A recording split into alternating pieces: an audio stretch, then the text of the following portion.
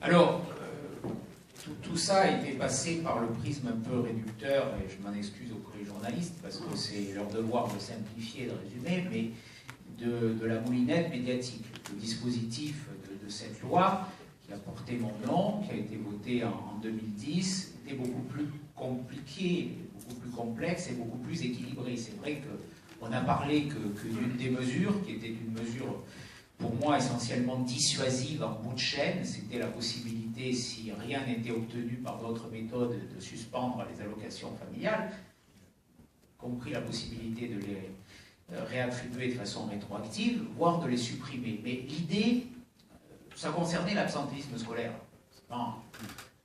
Mais l'absentéisme scolaire, c'est pour moi le premier signal qu'un jeune peut être en danger et peut être engagé dans un parcours à la dérive, notamment vers un parcours de petite délinquance. Fort heureusement, tous les élèves absentéistes ne deviennent pas délinquants ou a fortiori djihadistes, mais si on fait le chemin inverse, on voit que beaucoup de délinquants, de petits délinquants et mineurs ont eu ce parcours. Donc c'est le premier indicateur.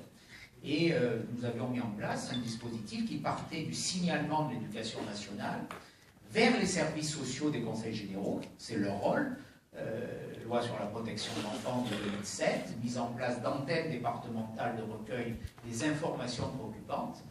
La DRET, dans les Alpes-Maritimes, a recueilli 4000 informations préoccupantes l'année dernière, 2000 venaient de l'éducation nationale.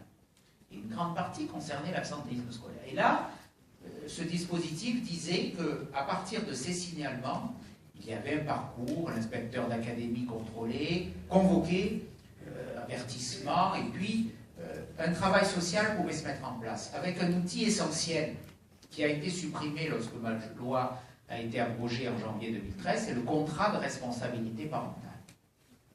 Et moi, j'ai redéposé la semaine dernière cette proposition de loi, parce que je considère que dans les cas des enfants, notamment, qui ont perturbé la minute de silence, on a dit, je veux tout de suite leur supprimer les allocations familiales. Non, ce que j'ai voulu dire, et c'est dans cette proposition de loi que j'ai redéposée, c'est dire, ces enfants, ils sont dans une situation au moins psychologique, qui mérite qu'on regarde ce qui se passe. Pourquoi?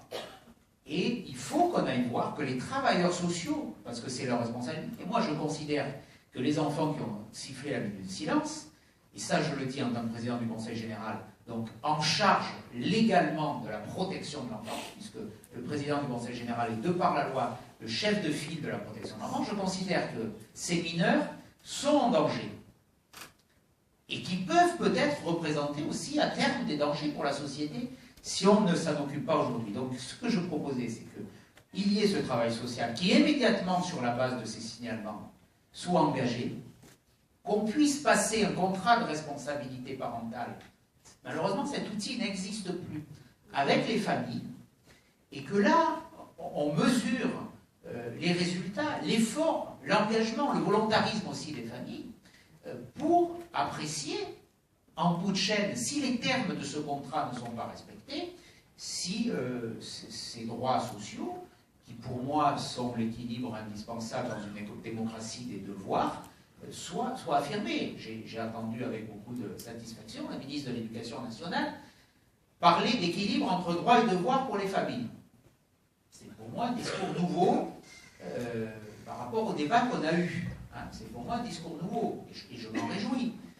Et j'attends qu'il soit concrétisé. Malheureusement, il n'y avait pas de mesures concrètes derrière. Mais je pense qu'on doit faire aussi, c'est pas le sujet majeur, mais je crois qu'on ne doit rien négliger. Et ce lien avec des familles qui sont souvent en grande souffrance. Il y a beaucoup de mères isolées dans cette situation. Quand on voit les enfants qui ont ce parcours, on se trouve très souvent face à des familles monoparentales où il n'y a plus de père.